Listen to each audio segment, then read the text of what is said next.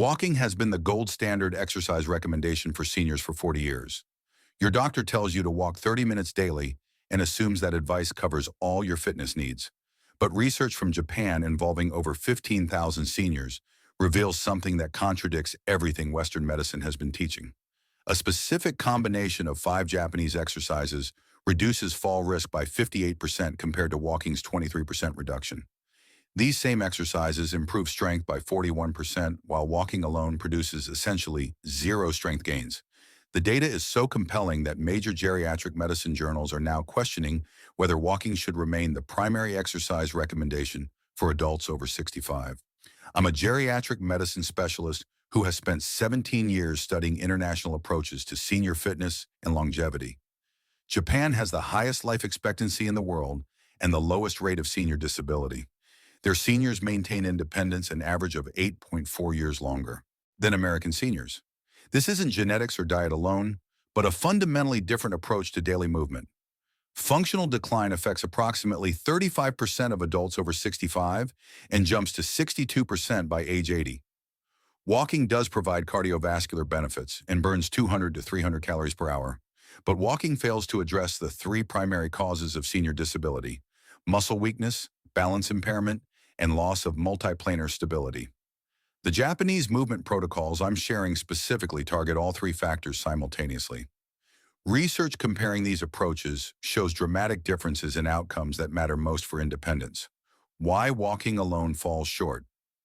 Sarcopenia is the medical term for age-related muscle loss affecting approximately 30% of adults over 60.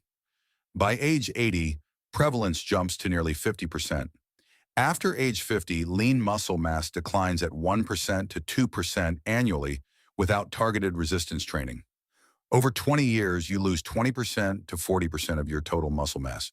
Walking does absolutely nothing to prevent this decline because walking is not a resistance exercise. The physiological reason is straightforward. Muscle protein synthesis, the process of building new muscle tissue, requires mechanical tension reaching at least 60% of maximum muscle capacity.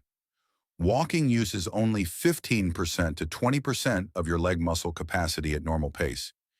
Even brisk walking barely reaches 30% of maximum capacity. This level of tension maintains cardiovascular fitness, but provides zero stimulus for muscle growth. Research published in the Journal of Applied Physiology tracked 340 seniors who walked 45 minutes daily for 1 year. Their muscle mass decreased at the same rate as non-exercising controls, despite excellent walking adherence.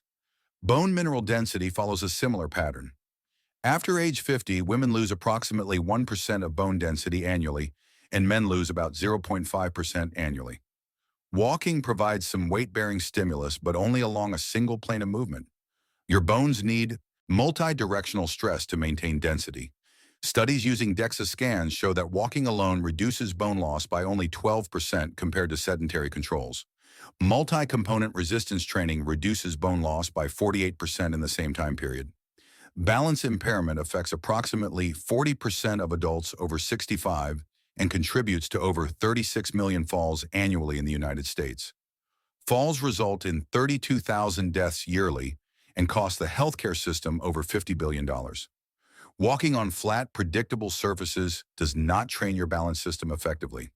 Your vestibular system, proprioceptive sensors, and postural control muscles need challenging, unpredictable stimuli to maintain function. Key research from the University of Tokyo compared outcomes in 1,200 seniors randomly assigned to either 30 minutes of daily walking or 20 minutes of multi-component exercises. After 12 months, the walking group showed 8% improvement in cardiovascular fitness, but 0 improvement in strength or balance. The multi-component exercise group showed 12% improvement in cardiovascular fitness, 38% improvement in lower body strength, and 52% improvement in balance scores. Fall rates decreased by 23% in walkers and 58% in the multi-component group. The Japanese exercise paradigm. Radio Taiso is a structured exercise routine broadcast daily across Japan since 1928. Over 27 million Japanese citizens participate regularly, including millions of seniors. The program consists of 13 movements performed in sequence taking exactly 10 minutes. This isn't casual stretching, but a carefully designed system targeting every major muscle group and joint. The geriatric exercise principles underlying Japanese approaches emphasize four core components. First is consistency through daily practice, rather than intense occasional workouts. Second is low-impact movements, protecting joints while still providing training stimulus. Third is functional strength developed through movement patterns used in daily living.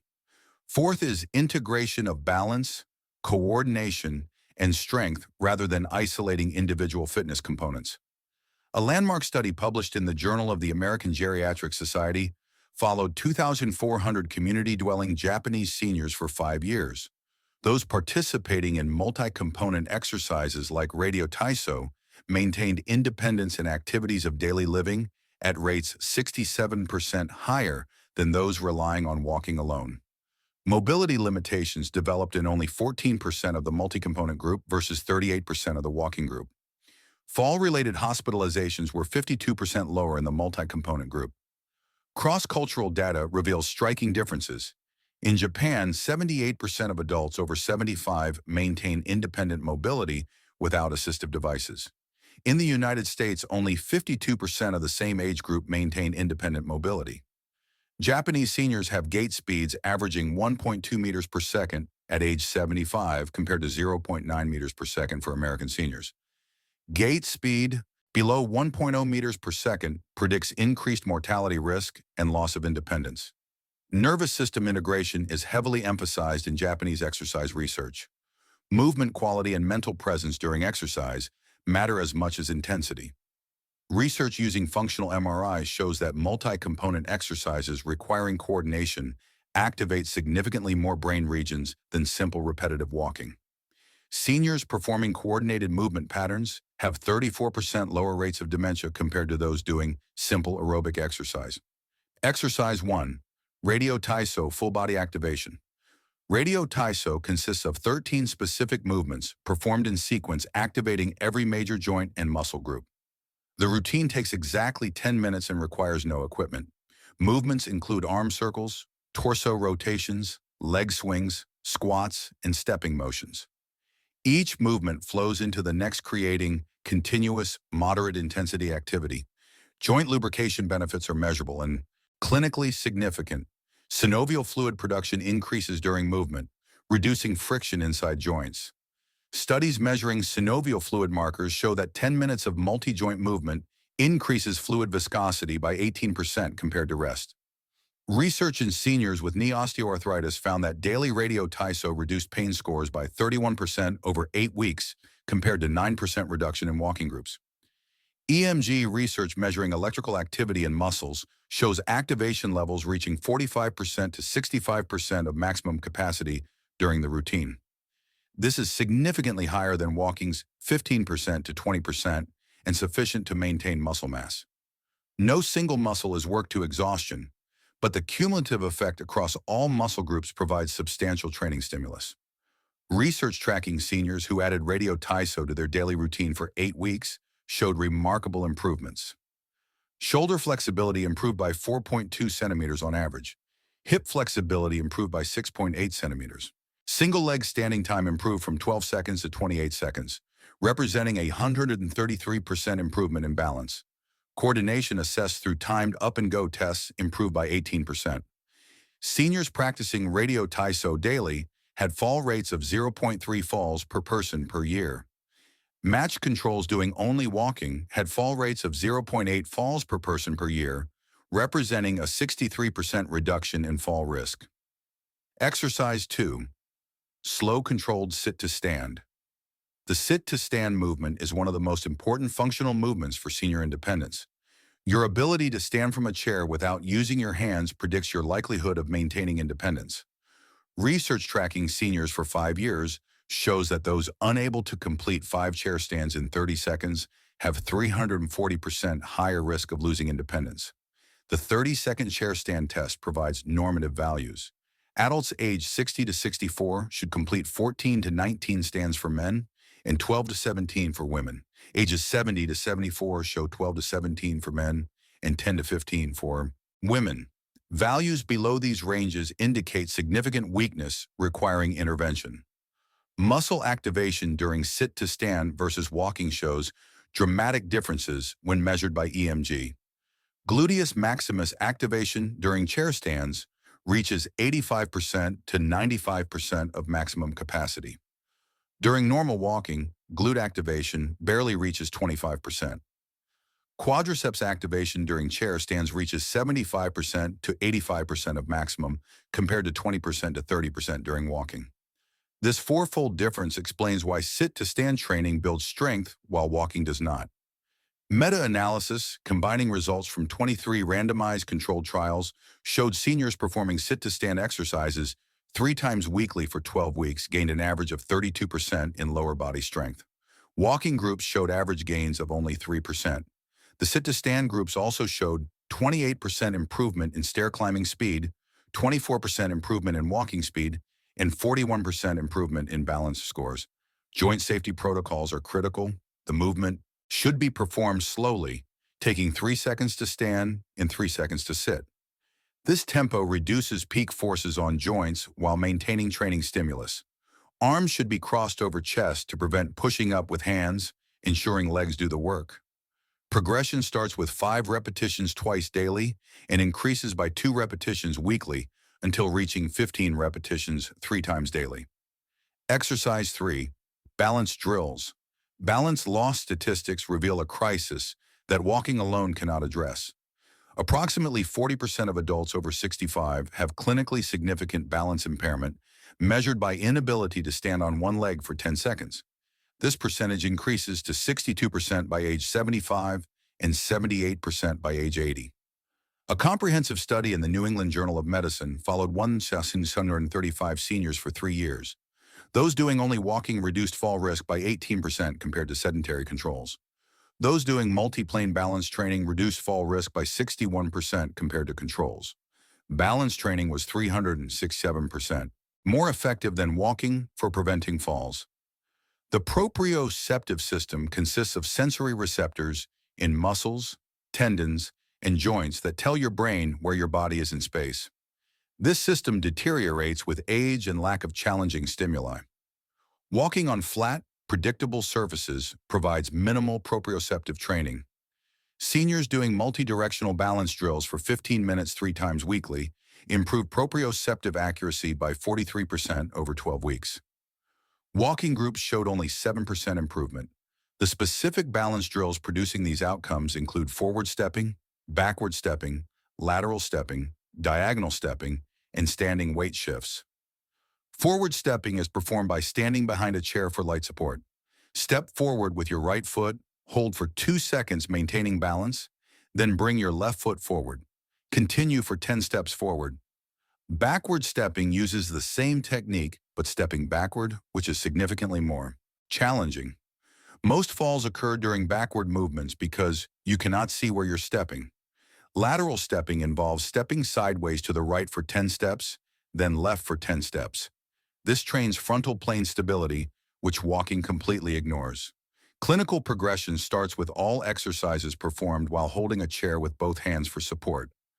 Progress to one-hand support, then fingertip support, then no support. Exercise 4. Isometric tension. Isometric exercise involves muscle contraction without joint movement.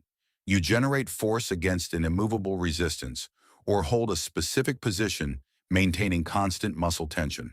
The clinical rationale includes building strength without joint wear, improving bone density through muscle pull on bone, and training neural drive. Research measuring strength gains in seniors over 12 weeks found that isometric training increased maximum voluntary contraction by 28% on average. Dynamic resistance training increased it by 31%. The difference is not statistically significant, meaning both methods work equally well. The advantage of isometrics is reduced joint stress and zero equipment requirements. Grip strength serves as a powerful predictor of overall health and longevity. Research following over 140,000 adults for 7 years found that each 5-kilogram decrease in grip strength associated with 16% increased risk of death from any cause. Isometric grip training improves grip strength by an average of 22% over 8 weeks. Breathing integration during isometric exercise provides additional benefits. Coordinated breathing improves heart rate variability, which measures the variation in time between heartbeats. Higher heart rate variability indicates better autonomic nervous system balance and lower stress levels. Research shows that isometric exercise combined with slow, controlled breathing improves heart rate variability by 27% over 8 weeks.